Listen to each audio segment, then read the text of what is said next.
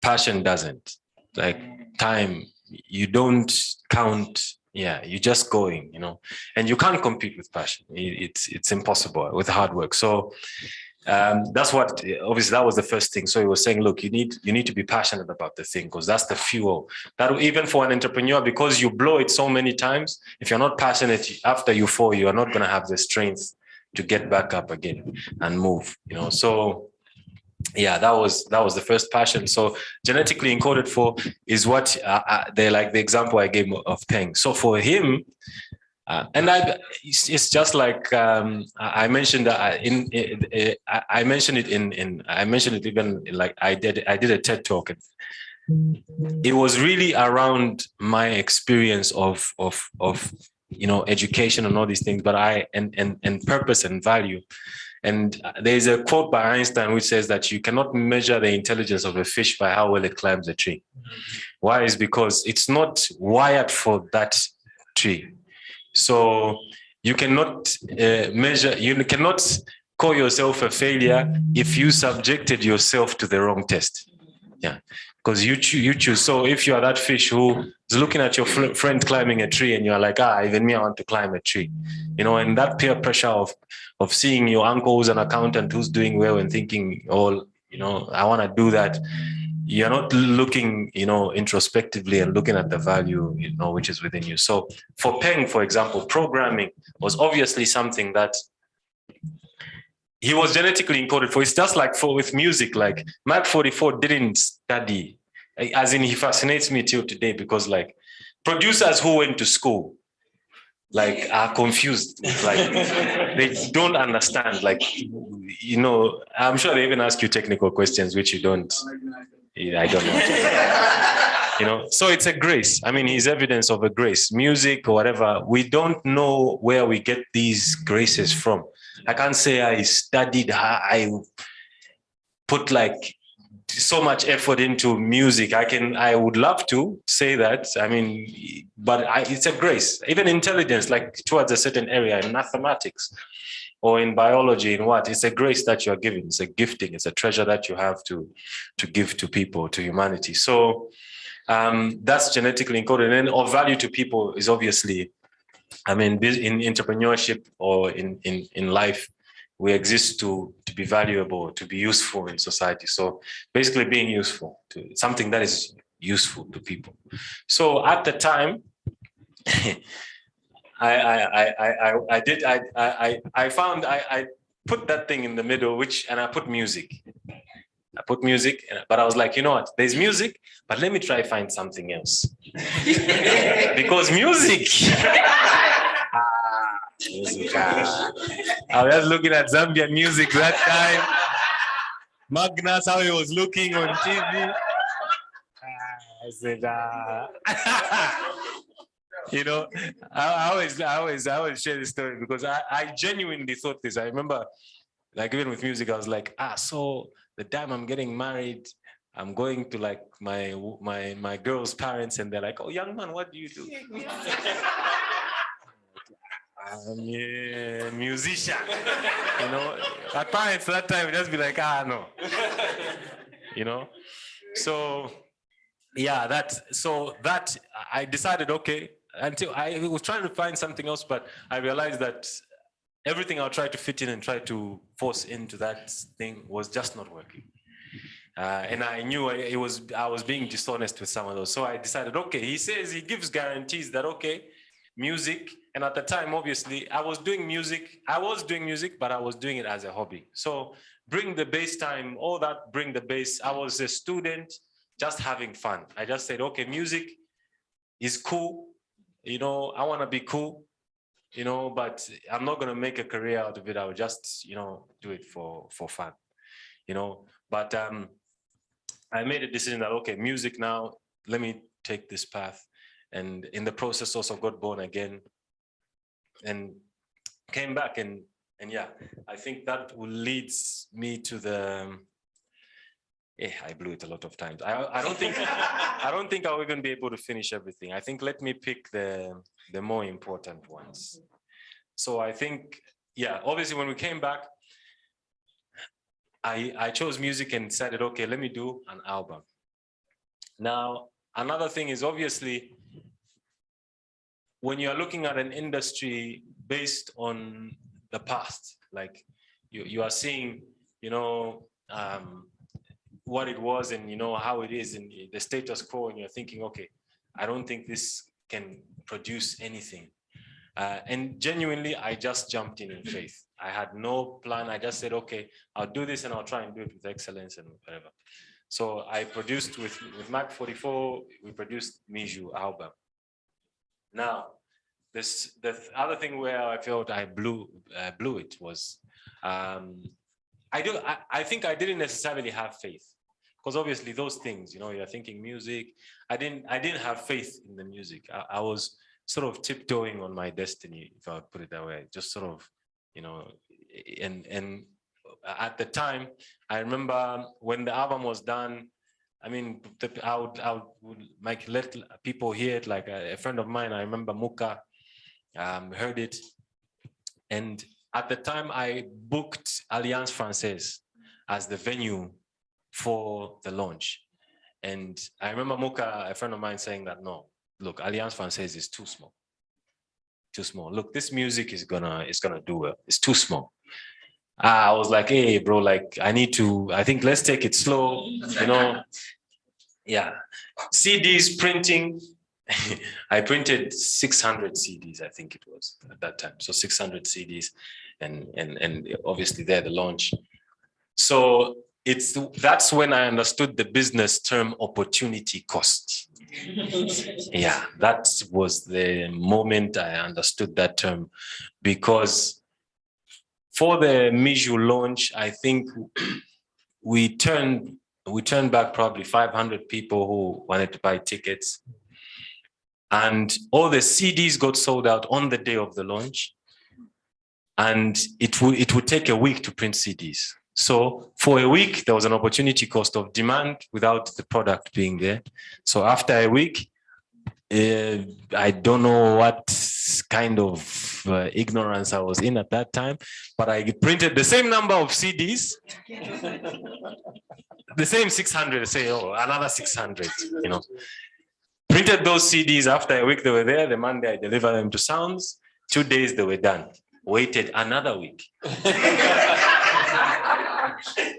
So it was just a disaster. So only after, like, I don't know if it was 4 weeks is when, like, I said, okay, let me triple, the numbers, but yeah, that was a big mistake. With that album, I feel opportunity cost. There was a lot of opportunity there, but I didn't necessarily seize everything that came, every opportunity that came with it.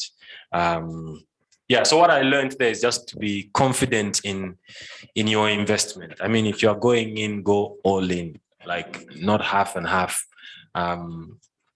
I feel just going, so I feel now I move more in faith than I used to back then. So that's what I learned from that. I think I think this one is important. There, like I said, there are a few, but this one I find very important also. I spoke to, there's a friend of mine who I spoke to, he's now the president, financial advisor to the president. I don't know if you guys know Jito Kaumba. Yeah, so Jito, I was having a conversation with him and I told him, look, Jito, he's a venture capitalist. So I was like, look, Jito, when you're looking at a company to invest in, what's the first thing that you look at? Like, what's the most important thing? That's the first thing you look at. And he said scalability. And okay, I didn't really understand the term first, but I was like, oh, what's scalability? So it says, how big can the idea get? So it says you need to, whatever business you're doing, you're doing atmosphere or whatever, but how big can the idea get? How scalable is it? So for us, that's what we look for, because that will determine how much multiplication can come, or how much, return can come from this thing. So that for me changed completely the direction of my business. I used to do a lot of events, especially a lot of corporate events. And at a certain time, I actually started to focus a lot on events. rather than production or music. There was a time when I just got so caught up in events. But now when I was looking at it from the scalability perspective, I realized, one, that because the events, I realized first of all that I was a businessman, not an entrepreneur, because if I wasn't at those events, then we are not making money and the event is not happening, because I have to manage. I have to be there to monitor, and all that sort of stuff. So scalability was difficult, because if I'm the value behind, all the coins that are coming in, it means that we can't scale, because I can't be making money in my sleep. Yeah, I have to be there too. So that completely changed. That's how from there, obviously what I learned is that you need to learn to delegate, you need to learn to trust, you need to have a team, you need to hire your weaknesses. That's another concept that I thought was amazing, to hire your weaknesses, or hire your ignorance. Yeah. So hire those spaces where you are ignorant, and give another person. And even with what he was saying, Magnus, I found it very important in regards to being okay with sharing visions. Yeah, we unfortunately in our culture and how we've been, obviously because we've been educated for jobs rather than to be entrepreneurs. A lot of these concepts like shares are not, and their job is also quite individual. It's very looking out for me. It's not. It's not. It doesn't teach you a collective intelligence, and the power of shares and sharing a vision and all of that. So, yeah, when that was a very important thing for me. So how I blew it, obviously in the beginning, was that I was trying to do these things alone and trying to be. But later on, I realized that, look, I need to, and also that is to try and keep the coins. You're thinking, okay, and to tell you a funny story, I remember even at the time when I was called for a show, no lie, there was been a canta. They also had a canta. So called for a show. I would drive to the venue, set up the equipment, carry the speakers, set up the equipment, go and change, or do sound check, change, perform. After the performance, you can't be carrying speakers while you're a celebrity. So you have to wait for everyone to go, carry the speakers, put them back in the canter. My canter had holes on the top, so couldn't leave the equipment even in the truck. Had to now unload and put, the stuff back into the storeroom at 03, or So that idea of, that idea of hard work. I mean, hard work is good, but there's something that I even heard very interesting recently. Someone said that it's quite interesting that the poorest people are the hardest working. Yeah. The poorest people are the hardest working. So it can't be about hard work, but it has to be about working smart. So that was something that definitely, and I think I would say the another part. This is I would say a culture that I feel in my journey where I blew it, was the importance of feedback. In business, they would say a feedback loop, where you need to design a feedback loop. I think when you're a young entrepreneur, you just think your ideas are just the best, and like you have a team. I would be honest in the beginning and say I had a team, but really I didn't have a team. It was more people who I would tell what to do, and they would just go out and execute it, not necessarily using the capacities that they have to have a different perspective. So a feedback, I felt right now, is something even that I value, even with music. It's not like we make music, everything. When we make music, even when we make it now, like I'll ask Mag, like, okay, what do you think? Like your honest opinion. We actually I actually have like a team that I call my team of haters. Yeah. So these are guys who are brave enough to be honest. Yeah. Are brave enough to be honest and say, okay, this is whack. Or this is, my dad is one of them. Yeah. Like I know I'll get a very honest opinion from him, you know? So I think that's definitely something that I made a mistake in. So now, even in meetings, it's okay. You present a problem, put it in the center, and say, okay, what's your perspective? What's your view? How do you feel we can solve this problem? And also, I feel what's important about that is that that's how you help to identify maybe those silent people who are quiet. They don't like work, trying to shine. So sometimes when you are looking from the top and trying to see potential in the people you are working with, we tend to go to the ones who look busy, but there are those ones who are quiet, who have possible solutions, but you can't get them because you never ask them. So it has shocked me. Even the guy who's running even the accounts at the office right now, he was the most, he came in the company, he had the lowest position. But what happened when I started doing that, he was the biggest contributor when there was problems with ideas. He was the one who would bring like the ideas, the practical ideas, like, okay. And yeah, so I think that's lastly the thing that I think I learned the most, and yeah, hope that was helpful. Thank you. Yeah.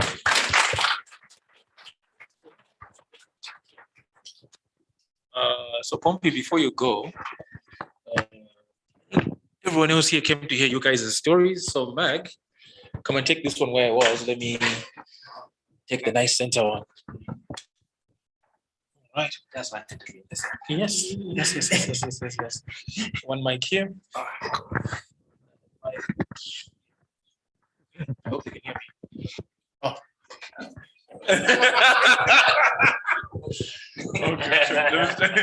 Okay, let me start with this one. So maybe just a quick one, because this is literally for you. So I'm just here to make sure I facilitate the questioning. But I liked how when you listen to Pompi's story, right, in entrepreneur language, you kind of see your journey was more about value proposition, right? Finding that value. And then would you say that when you found your value proposition, your purpose, everything pretty much just trickled down and fell into place, right? 100%. Yeah. It did. Okay. Yeah, it did. Yeah. I think I will end there before I begin to speak for you. Kapesa, I don't know, is that you in the back? Is Kapesa still there? No, I think she must have stepped out. Yes. Oh, right. Oh, okay. Sorry. I'm sorry.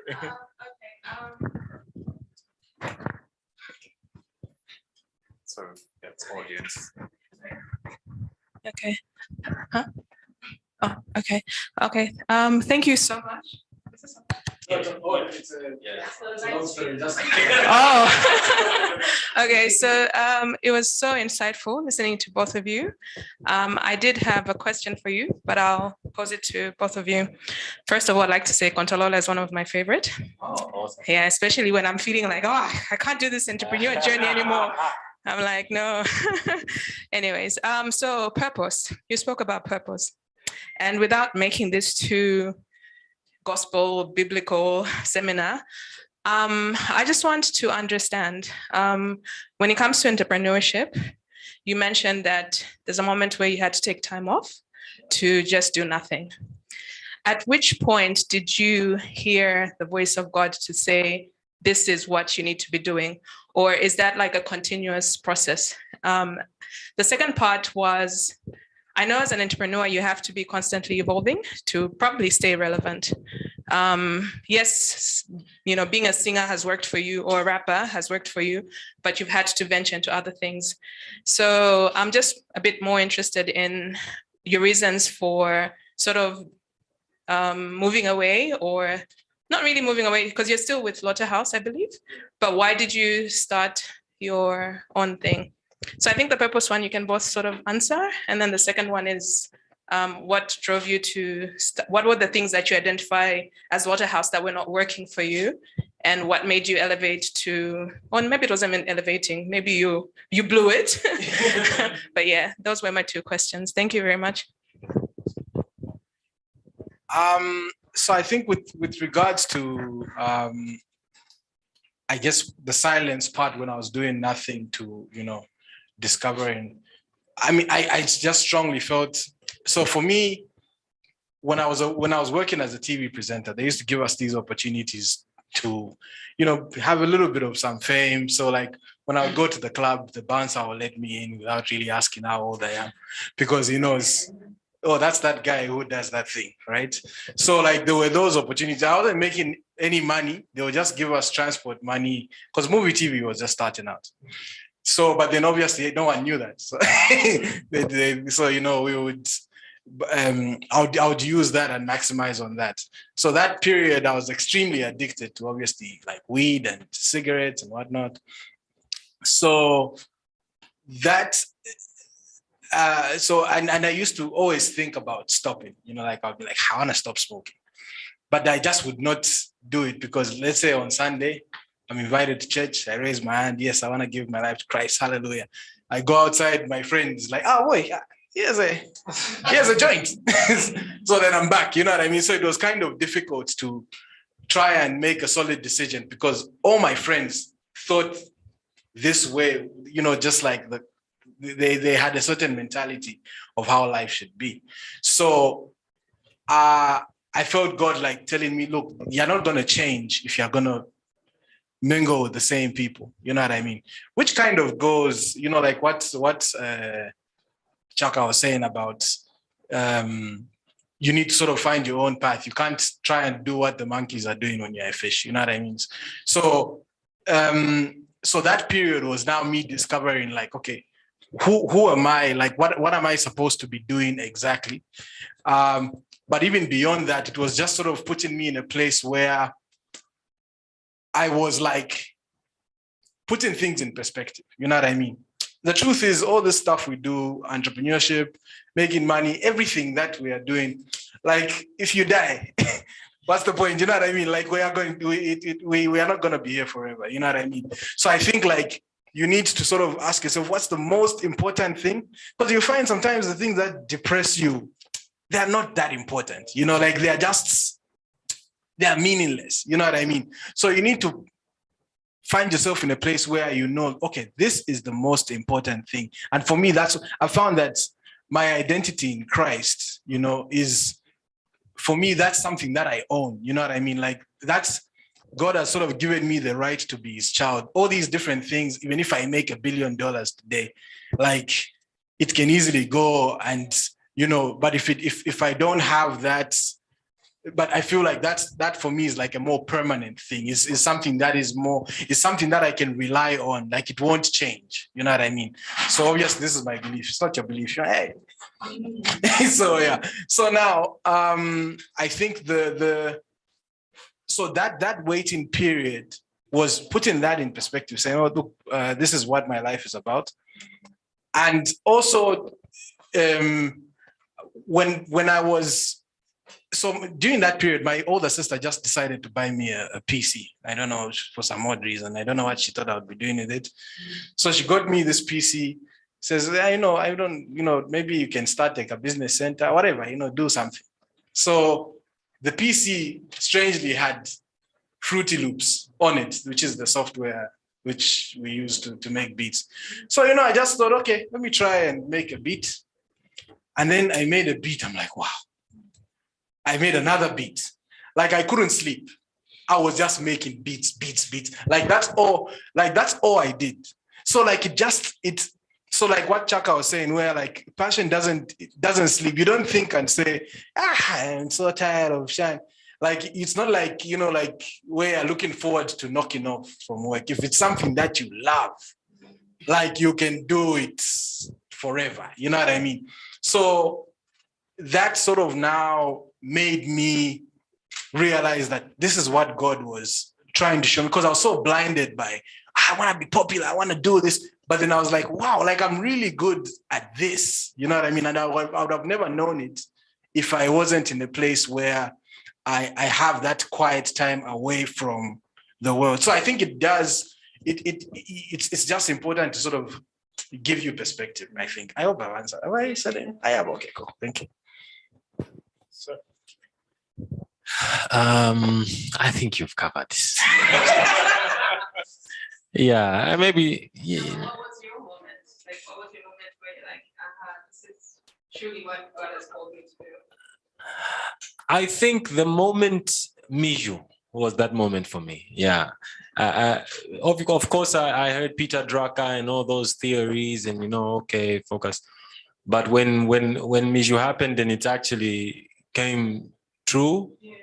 I think then I realized that, wow, okay, because then again, all the stereotypes that I was afraid of they didn't apply. They didn't apply. I thought I wouldn't confidently walk in a room where there are lawyers or doctors, or I thought that music wouldn't, create any opportunity for me. But like it's genuine. It's true that obviously our giftings bring us before kings. That's definitely, the word is true on that. So I just believe, like, look, and I feel I like the story of music for us, and I'm always inspired by all musicians, because to survive, it's like passion is so powerful that even in an industry where there's no industry, you are still sort of surviving. So what more if you're passionate about something in an industry that's actually more established, and things are set up for us. I mean, he released an album today, it's being sold to him by his car on the road. We can't call for investors to invest in our project. Why? Because they're saying, look, your product is porous. Your product, we will invest in it today, tomorrow, someone will copy it. So that's why investors were never interested in the music industry. Music industry, it's like those people, like when things were just wild and you're like, okay, Sako check our music. So that's the pool. It's like, that's what seemingly became the pool of people. So I feel that, that what we've gone through, I mean, for us, like I remember a moment with Magnus. I remember a moment. So went to Uganda. Yeah. Went to Uganda. Obviously here, okay, I would say the way we were honored in Uganda is when we woke up to like, okay, wow, okay, what has just happened? Yeah, because I remember us coming from the hotel where we were staying to go to the concert, and we had police escort. So me and Magnus were just in the car like, wait, do these people know where we stay? Like, if they had to see our houses one day, they can just,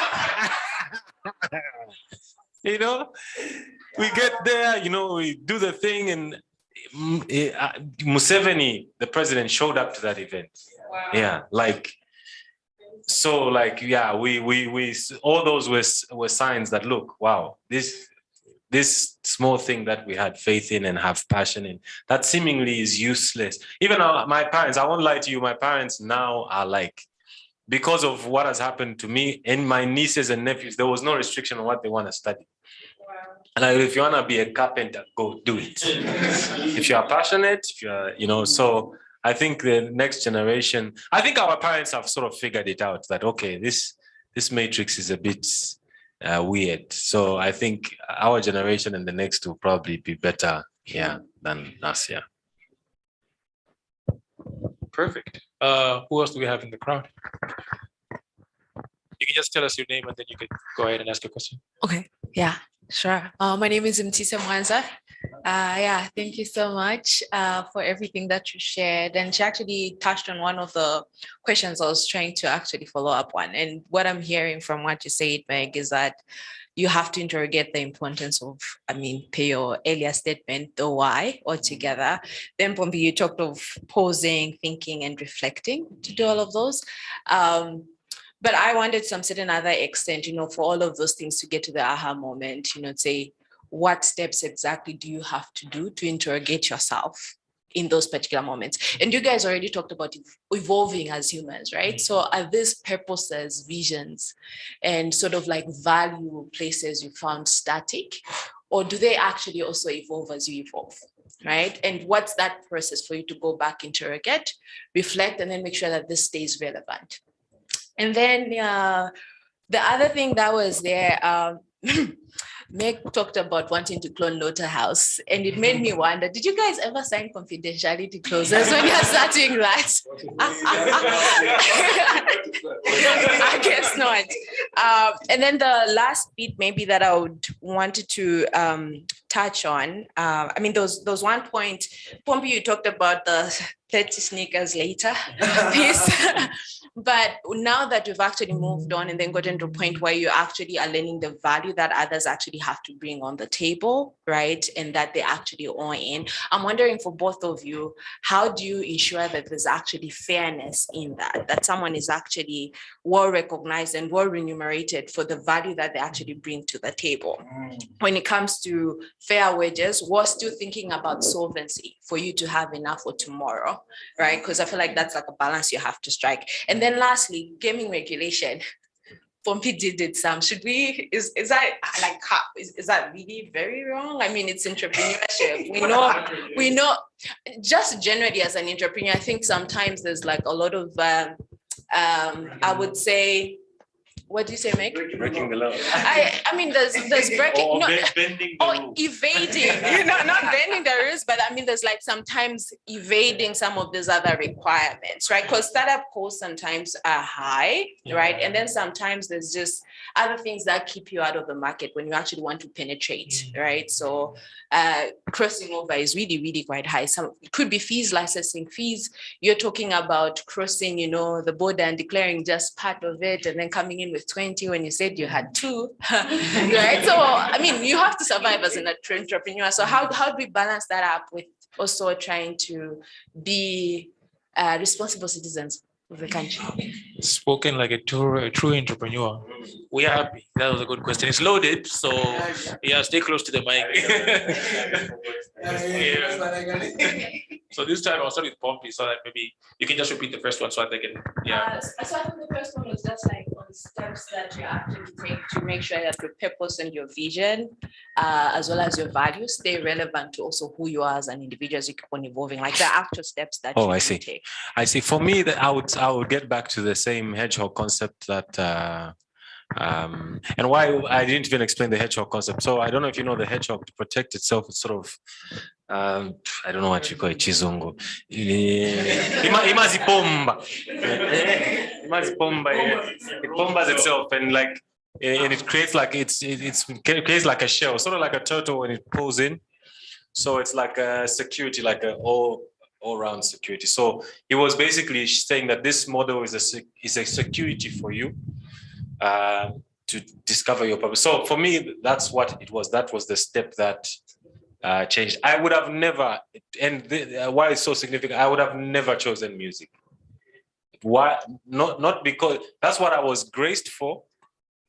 But I feel that happens to so many people. What they are graced for, they abandon because society, to some extent, maybe doesn't value that thing, or maybe. I mean, imagine a guy right now who's got a passion in AI here. Yeah, you sort of be that weirdo, like okay, not at Bongo Hive, I'm sure, but. Yeah, maybe that's why Bongo Hive exists. But I feel whatever you are graced in, somehow I speak more from a spiritual perspective on down, because I just believe that God can't give you a fruit that will not be consumed. I just feel it's impossible. I feel God creates everything in purpose. So why would he just make oranges for decoration? They just fall and rot. And you being a tree and you having fruit, being fruitful. I don't believe when you manifest that fruit that it will just be watched. Like, just watch it existed. Yeah. So I think it's just having the faith to And also I think an important aspect, because again, it's in regards to being used for. I always feel the one thing can always be used for many things. Now it's also about positioning to where, I mean, so I can't think of even something, for example, like, let me use AI again. AI is one thing. It can be used for customer service, can be used as an assistant, like, it can be used, in identifying access control. It's the same thing, but you obviously apply it differently. And within those applications, there are some applications that are more valuable than others. Yeah. So like, for example, even in music, Magnus would know, if you are making music for consumption, like people listening, it's one thing, there's a certain value. It's the same gift, making music. But then when you're making music for what they call syncing, he knows, it's the same music, but the racks, as he would put it, are different. Yeah, but it's the same grace, but applied differently. So I feel also when you identify the gift, it's also now seeing, okay, where can it be useful the most and where can it have value? So when I found music, I thought, okay, let me see how within this space I can just expand, and so that's how we got into events, all that sort of stuff. Yeah. I think, I'm saying, I wanted to touch a bit on your other question about fairness, like how do you make sure that, I guess, everyone involved in the system is, I guess, if it's paid or, they get the best out of it, right? I've seen, I think the biggest thing with employing people or working with people, you need to make it clear what the expectation is. Like, that is the number one, whether it's a marriage, whatever, like, expectations need to be clear, like 100% clear. What you're expecting, what that person's expecting. Don't leave things in the air. And I feel Zambians are very good at leaving things in the air. You've grafted, they can give you one kwacha, you know what I mean? So like, that needs to be expectations. I feel like that's the biggest thing. So because I mean, they are friends of mine, I'm not gonna mention names, but like, who've sort of started like movements, like huge movements of musicians and stuff like that. Like, and there's been situations where even of course, even I'll actually just give the example of myself. It's just an Infinix, fine. So, like, there's friends of mine who, so when I started Brave Only, right? I was doing it thinking, oh, okay, these guys are artists, they are budding artists, but they need me, you know what I mean? Because I'm big. So they'll, so whatever, me just posting and saying, oh, okay, my young brother, The Proof, is releasing a song. Like, for me, I'm thinking I'm rewarding you, bro, because I've got, at the time, maybe I had like 50,000 followers or something. And then he had 5,000. So I'm like, I'm giving you value, you know what I mean? So if I say come and perform at my show for free, I'm like, bro, I'm giving you opportunity, you know what I mean? But maybe he doesn't see it that way, which would be the case. So artists wouldn't see, they'll be like, no, you're not giving us value. We're not getting, that's not what we were expecting. We wanted money, we wanted this, we were expecting this. And so that always needs to be clear. And I've seen that happen across the board, all these different labels. You hear all these stories. Oh, this one has left here. It's usually because they were expecting one thing, and so that is something that I'm still learning today. Because again, you can communicate an expectation verbally, and of course, with being, if it's a big organization, of course, they'll take it seriously and put it in a contract and whatever. But then for us, where you're just employing 20 people, whatever, you know, you just Laka. You know what I mean? But yes, that needs to be very clear, written down, and everyone needs to know, like, and another question to ask is, are you happy? Are you happy with this? Because if you are not, you know, let's see what else we can do. You know what I mean? And obviously, you getting the job, you need to ask and say, I'm not happy with that. You know what I mean? But there are some people who, like Chaka was saying, the quiet guy, you know, you're thinking his silence is golden. You're like, I'll give you 50 kwacha to work 24/7. Yeah. You know what I mean? And then in the end, they have an expectation in mind, but they are not stating it because they are thinking, what if I lose this little opportunity? So I think just from the get-go, even with what I talked about with the value, you know, because if you know your value, you know what your purpose is, you know what your vision is, it really helps me a lot to sieve out what I shouldn't be doing. You know what I mean? Because now there are so many opportunities that come, especially people will just like put you up to anything. And you find that you're just doing everything because you don't really know where you're going, and you may have all the tools to do the work. You can be an excellent person at whatever you're gifted at. But if you don't know the ultimate purpose, the ultimate vision for it, you can be pulled around and do so many things, and, you know, not even meet your own expectations. You know what I mean? So yeah, I think it's just very important to lay down those expectations. Yeah. Perfect. To get a little bit more out of these two guys, I will skip-ish the other two questions. Maybe I can get like two more questions. We only have a few minutes left. So who else do we have? Maybe here? Yeah, we can start there, then we'll go to her next. Yeah, but I hope that answered a lot of your questions in a more combined format. Yeah. Send us an email. I don't have it. Okay, hi, my name's Kathy. So my question would be, as entrepreneurs that have made it, music industry, and like in a country or in a place where we've been raised to understand that education is, I mean, for you to make it, you need to go to school, finish grade 12, get a degree, do your master's, PhD maybe. How do you then draw the line in encouraging people who are upcoming, could be an artist, an accountant, anything?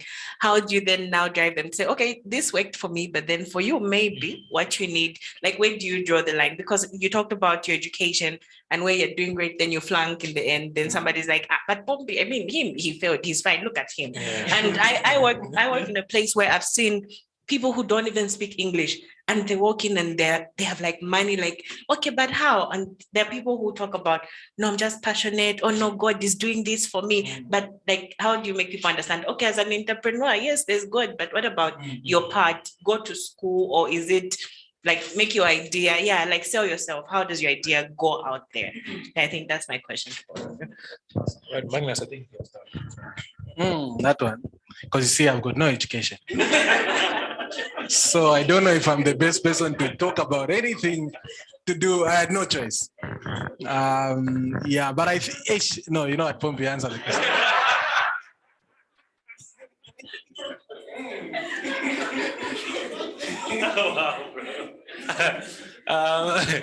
So again, I feel I'm the wrong person to ask, because obviously, so I finished, I got my degree.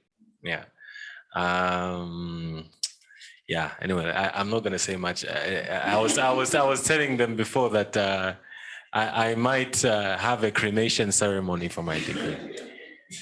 You know, when the kids come out, just want symbolically. But obviously, I'm just teasing. But the idea is that a job can be taken from you, but a skill can't. So I think the focus more shouldn't be about jobs. It should be about the skill that you have. When you have a skill, you can't be fired. As in, you can't be fired because you are able to produce with that skill. So no one can fire you. So I think we've just been in a fortunate position where obviously we found and we invested time into, perfecting a skill. And I feel that's more of a security for you than a job. Why I say that is because, I mean, jobs, they're tricky because even, for example, I've talked about AI too much today. AI, but it's because I'm so fascinated by it, by the way. So in the next 5 years, AI is going to replace 45% of the jobs. 45%, that's like, means like UNZA needs to shut down 45% of their courses. Yeah. That's like serious. Now there's students who are studying courses now that by the time they're graduating, they'll be irrelevant, they'll be obsolete. So I feel it's to find those skills that I think even in the when you look ahead of you, you still see that this skill has got value. There are some which more and more they'll replace them with technology. So so I would say, in answering your questions, I would say the line should be that go to school to empower your grace and to perfect or sharpen the weapon you have, not to try and acquire a weapon. Because I don't feel you can acquire, you can't just go to school. I'll give you an example. Berkeley, I don't know if you guys know Berkeley School of Music, best music school. How many musicians do you know who have had international success, who have graduated from Berkeley? Yeah. Now, isn't that, and all those students supposed to go and get a refund? Because you see, for real, I feel a lot of times if education was treated the same way every other product is, because the promise is that, okay, when you graduate, you'll be valuable. Yeah. But most of the time, it's not like you can go back and say, you guys scammed me. This thing, because I do feel it is the university's responsibility and the government's responsibility to know, okay, the education needs to change, needs to take this direction, because these children will be redundant by the time, they graduate. So just like any other business, I feel education needs to be taken a bit more seriously. It's very ancient. Yeah. Yeah. Okay. We'll take, I think you are next, eh? Yeah. We can take 2 more questions after her. And then also maybe just for time, if you can direct specifically who the questions for, so we can be bouncing in between them. Okay, hello everyone. My name is Kondwani. And my question was more about friendships, because it seems the both of you actually seem to work closely either with each other and other people. And maybe from the inception, or maybe later on, you found yourself working with others. Have there been any challenges working with close friends, and how you navigate them? Because I find lines can be blurred, because maybe you understand something within the context of maybe my friend is going through a hard time, but there's also deliverables in a business. So how do you manage expectations or just relationships in that way? Yeah, so that's for the both. So hopefully if the both of you could quickly answer, I'd appreciate it. Actually, just last week. So it's okay. So anyway, last week, so of course, Pompi is one of my closest friends, in the whole world. So it's he's experienced a lot of my ups, downs. He's one of those people. He's a great guy. Should make him your friend. So now there was, what you've said, we actually had a bit of a beef just last week, because he's working on his album. So now, right now there is a project that's going on at the studio. So, because he's my boy, so he asked me, bro, when are we recording the music? So I was like, oh yeah, there's a project going on. So, yeah, man, we'll record when you're ready. Hey, this young man got upset. I'm a client, also. You are shy, hey, what? I said, oh, we're breaking up, bro. We're not friends anymore. So it is a hard place, because you see, the thing is, it's you have to be very careful, especially with our line of work, because creativity requires, there are people who I know who are great musicians, but the fact that we are not friends and we don't flow, like nothing happens. We don't gel, so we don't make good music together. But with me and Chaka, because we're friends, and it's just that we crack jokes. If we see we're tired, we go drink coffee or something, go and eat, and come back to it. Like it's that friendship that I feel makes. There are things that I would do for Chaka with regards to like the production that I can't do for like, you know, a corporate company, for an example, because I don't care if they say, okay, I know I do. Please bring the business to me. I love you so much. Oh, you corporates, you are so beautiful.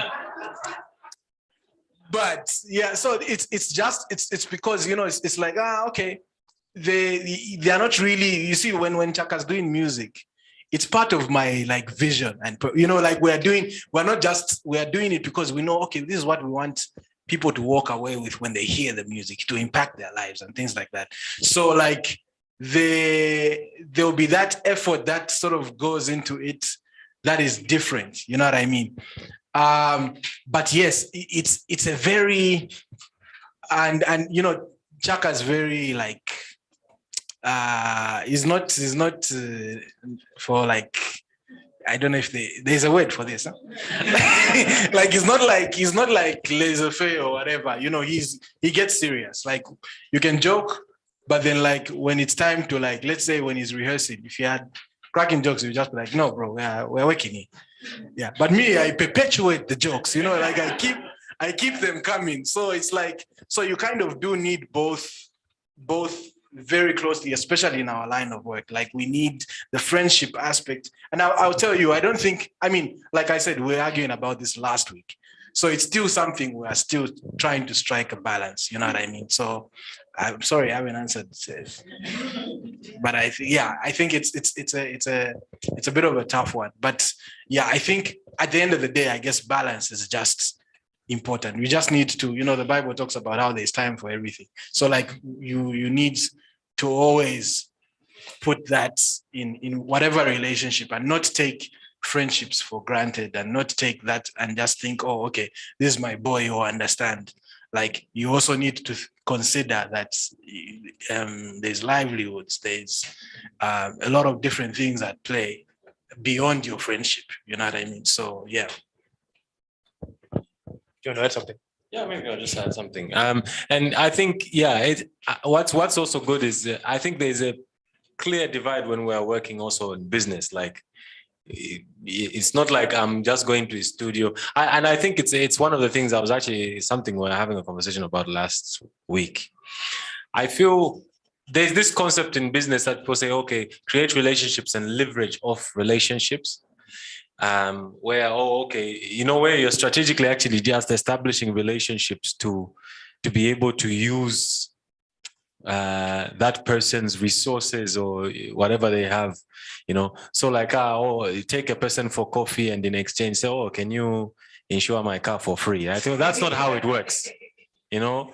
I think that's one of the bad cultures that we have, is that or you want to have a relationship with someone just for the purpose of you calling favors, and that becomes your story every time. You know, you're just calling favors every time. You are never. And for me, I discovered I had to audit even people in my life. Like, look, there are a lot of people who are obviously they are friends of mine, but have I genuinely received value from them? Have I genuinely received value from them? And you look and you realize that the only value is that we laugh together. You know, they are there for me, maybe, okay, you know, but like, you know, you realize that you are always investing, you're always maybe giving, you know, money, or, you know, and, you know, so you realize that, you know what, maybe, but I feel that's what's good about how we work. It's like when it's business. When it's chilling, you know, yeah. So I think that's one thing that's good, yeah. Perfect. Let's get 2 more questions before we wrap up. My man here, and then at the back, yeah. Oh, and an interesting thing, other people have recorded songs for free with Magnus. I've never recorded it.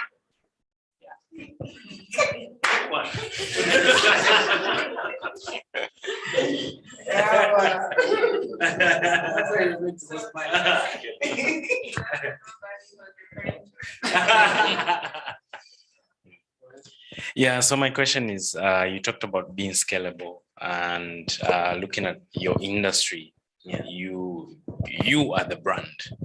So how have you achieved that?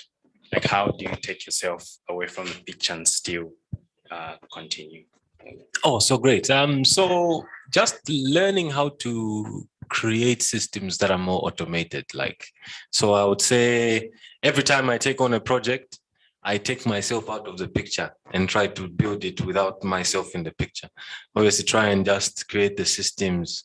And I think Mag has also successfully done, because like Music Loop, it runs, or there's a team there, you know, it's self-sufficient. So I think that in being scalable, I always find it fascinating that, they got whatever, the founders of whatever, the owners of KFC or the founders, I'm sure they've never been to the branch here, you know, to come and check like, are you guys, are you using, what cooking oil are you using? You know, it's systems, obviously there is, you know, and I feel as Africans, that's one of the things we need to master, how to create automated businesses that, you know, and visions that can sort of run. So in being scalable, I would say that's one thing. And then also focusing on things. So obviously when we started, the music industry was just terrible, but now Africa's going through a streaming revolution right now. So streaming is becoming massive. And, you know, you can see players like Apple, Spotify opening offices here. I don't know if you guys know Spotify is here, you know, and in them coming, it's showing you that, the music industry is changing. So it's changing. Even business people are now starting to look at, you know, music, because things are changing, you know, and now how I realize that music in itself is scalable. Why? Is because music is an export, as in we realize that, we are exporting a Zambian product. Yeah, because most of our streams are outside the country. Yeah, most of our streams are outside the country. So obviously, you can release something now. It's just maybe in other businesses.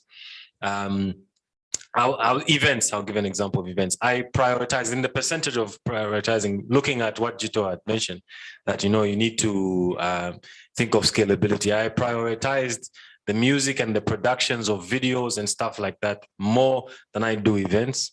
Why? Is because events, it requires physical, it's at a location. Already that location, there's limitations, because if we're having an event in Lusaka, it's Lusaka people who are going to be there, you know, and probably if an events company just here in Zambia, of course we can say we're going to be scalable and open offices, you know, in other places.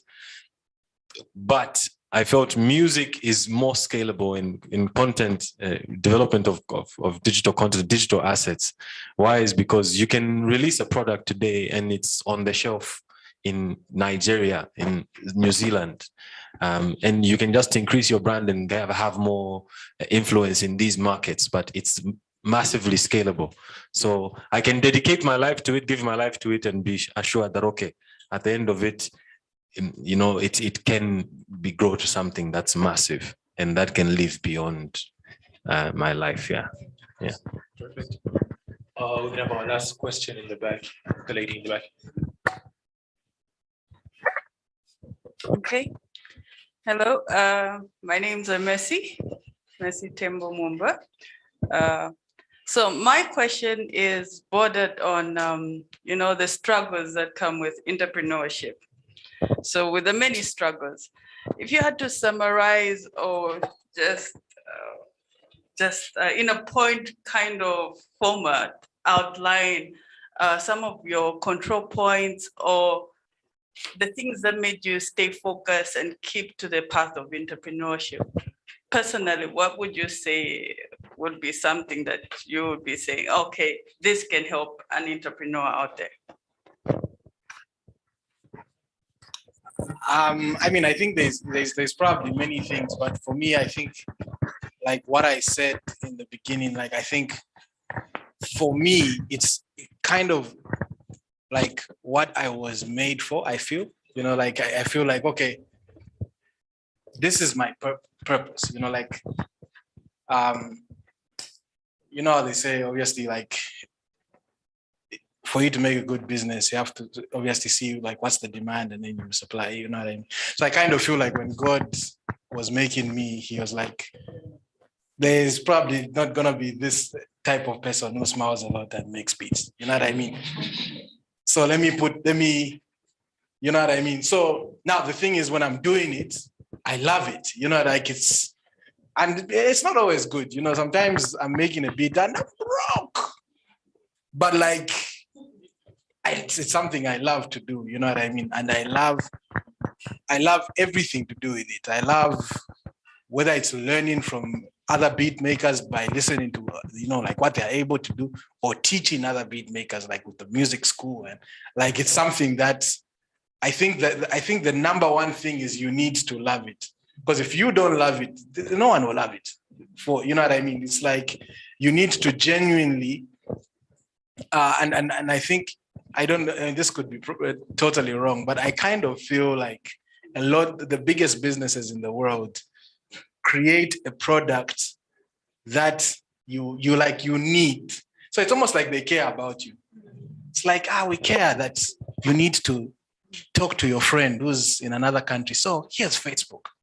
You know what I mean? Like they actually, so they meet you at your point of need. And so it's now, being on social media is not just, it's like we need it. You know what I mean? And of course it can be destructive and all that stuff, but like it has made a way for us to connect with people that, and I feel like they weren't creating something to say, you know what, we're gonna make monies, but they just kind of felt like this is what I love doing. And coming back to even when I was talking about Lotta House, when Pompi and I would be making music and the guys, like we just loved it. We didn't know, what it was going to. Yes, we didn't know what it was going to become. When it became something, that's when we started fighting. No, me, I'm the one. Who's that? Hey, no, it's right. You know what I mean? So it's those. So you need to, I think that's the number one ingredient. Like just it being part of you, it being what you are made to do. And and I think the only way to discover that, it probably takes time, like I mean, I know I rap, but like for me, it took that time to sort of discover and say, oh, wow, this is actually what it may all lead to. I know there's a guy who used to play golf, and he thought he was good at it, but he wasn't good at it, but he loved it so much. So but now he's like a millionaire because he coaches golfers, sort of deal. Yeah. So it's like, so if you know something you love, it may not be the actual thing, because I mean, I think I can rap, but not as well as I can produce. Like I barely make money from rapping. So, but I think that sort of me rapping made it easy to connect to me making instrumentals, me making music. My failures, my blowing it in rapid spaces made me see, oh, okay, there's actually this other. So I think, I think it's the love and passion, and I guess that sort of helps you now because you are seeing what no one else can see. Yeah, I think, yeah. And you see what I realized, obviously, I did have like my time, in a job, and I realized that my lifestyle was more expensive when I had a job than when I was an entrepreneur. Why? Is because Friday doesn't become a big deal anymore. As an entrepreneur, entrepreneurs don't have a big deal about Friday. I don't know if entrepreneurs can relate in this room. Like, it's not like Friday, you're like, oh, snap, it's weekend, like, oh, it's cutting. But when you're on a job, you're like, hey, I need to detox. And I need to, but I mean, as an entrepreneur, you forget it's a holiday, you forget it's, so all those, you don't end up spending your money detoxing, because that's the thing. If you are our work, we spend most of our lives doing that. So that's the bulk percentage of the time spent. So if you hate that, it obviously logically means that the remaining time you want to have fun. So that's how, the Friday, and, Monday, whatever, if you're hating Mondays, and, that's where it comes from. And maybe, consumerism, because you're trying to get all these things to make yourself, happy. So yeah, I think what keeps an entrepreneur, I think, so to answer your question, I think for an entrepreneur, the focus is that I think you get pulled in by the fact that you love what you are doing, and it's like you are getting paid for doing what you love. So you almost, it's impossible for you to be taken away from that idea. It may get rough sometimes, but you just be like, I'll need to make a plan, because just that idea of getting paid for what you love just is too potent to let go of. Yeah. All right, perfect. So before we let them go, I'm gonna speak maybe on 2 or 3 takeaways, right?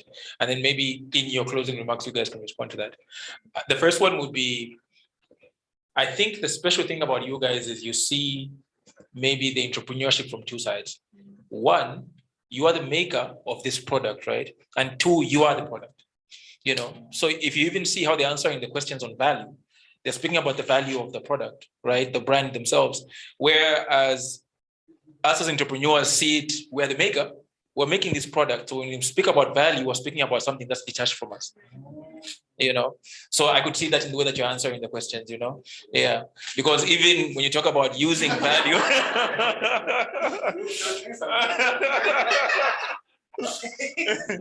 yeah, because I've seen the gears changing in the crowds, and they're like, oh, okay. So you kind of have to see yourself from that point of view. And you guys have it's inbred now for you guys to see yourselves as that. Then maybe I think a question after the takeaways would be, how do you separate that? How do you separate yourselves from being the product and the owner of the business? And I know we started this discussion in the back where we're saying, okay, Pompi owns Atmosphere, right? But he's also still Pompi, So how does he safeguard, one, the industry side of it as an industry player, and 2, the value of his product, right? Okay, so we'll shelve that for now. Secondly, when we talked about just how the 2 of you maybe survive each other, and I think when you see it from a product point of view, right? For us, then it becomes product synergy, right? Because now you are keeping product synergy between 2 products because they provide synergy, which means when you do something and drop your album, it adds value to what he is doing. Same industry, right? So ecology, that ecosystem keeps on going. But the second thing is that the value that his product will bring will synergize then his value. That then ties their connection together. Because if there was no value, that reconsideration of friends that Pompi was doing would have cut Magnus out. And all those things. So you begin to see that's a unique thing of having, even them together here. The last thing, I think, this talk could be captioned as maybe finding your value proposition. Because once you find that value, and I think that's what we're all trying to do, product market fit, you know what I mean? Yeah. And you've sort of kind of answered the question on, every entrepreneur's question is, I have this passion that I want to do, but there is no market for it. There's no value monetary for us, right? And then you are thinking, okay, how do I make those meet? So you went through your school situation, you went through IM, LOTA, and then, came down to where you were. And then you found yourself at a place where you are doing this thing that is passion. This passion is generating value, and you've solved the problem. And in this case, the problem would be, like Kapesa was pointing to, when you're feeling hopeless, you know what I mean?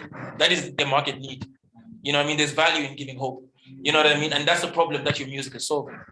You are giving enthusiasm, creativity, you know what I mean? You're creating this base that in business terms now can be translated into money and providing a livelihood. You know what I mean? So we've solved the question, which is, okay, how can my passion then become a business? And you 2 guys, I think, have done that. I don't know if I think we would all agree with that, So maybe in your closing remarks, then the question would be, how do you separate that? How do you separate Pompi now being CEO of Atmosphere and then Pompi being the product? and maybe that would give us a really good idea of, as future business owners, as current business owners, with what we are doing, how should we look at our product? How should we look at how we're managing our businesses and separate the two? And then maybe find our way down to where you guys are, where passion is now bringing in the money. All right. Okay. That's a great question, actually. So I think how I would say we separate is that obviously Chaka, maybe we'll have an album, done, and feel I think this song, and this song are the best songs.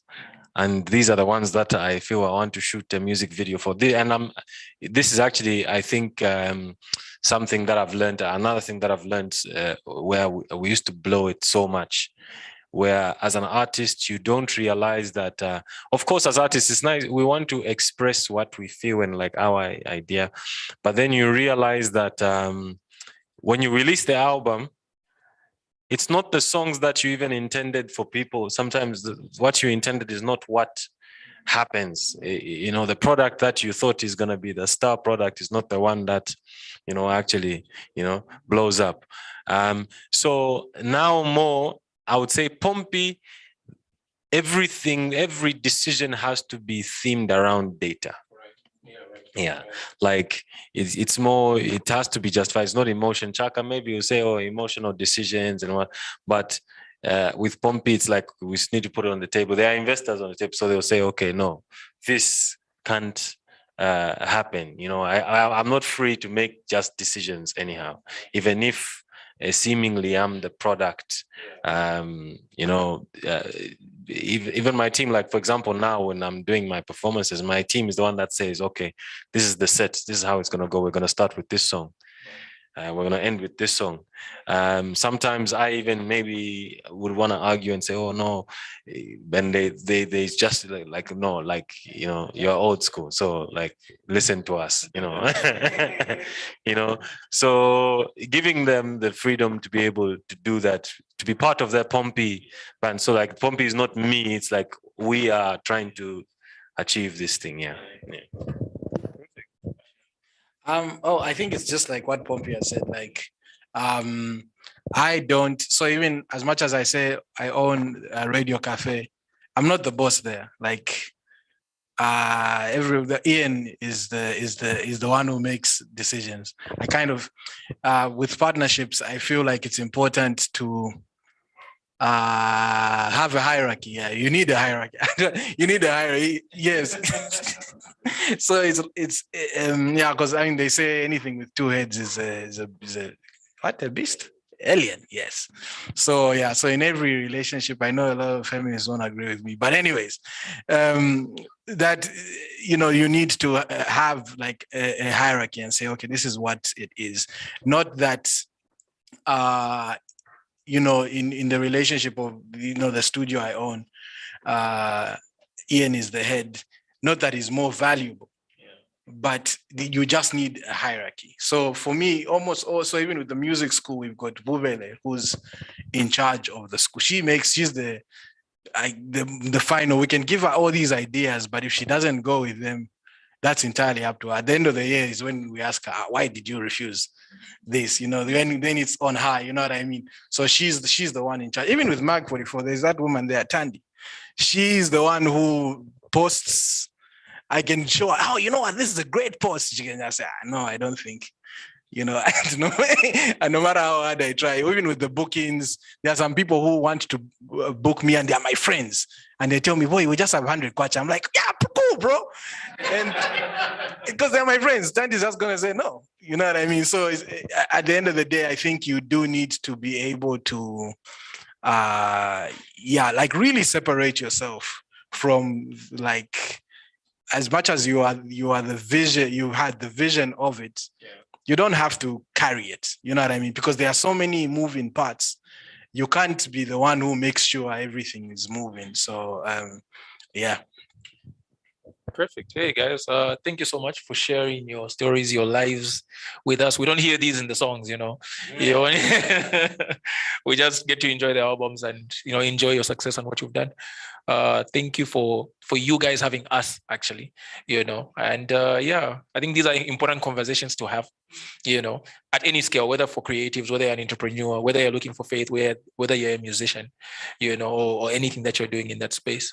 I think we'll close it here for now. As we go, maybe we can interact a bit, but yeah, you're free to leave whenever you want to. Maybe we can give a hand to these guys as they go take their seats.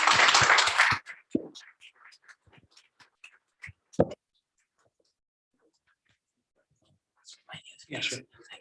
All right. I think we're free to interact now.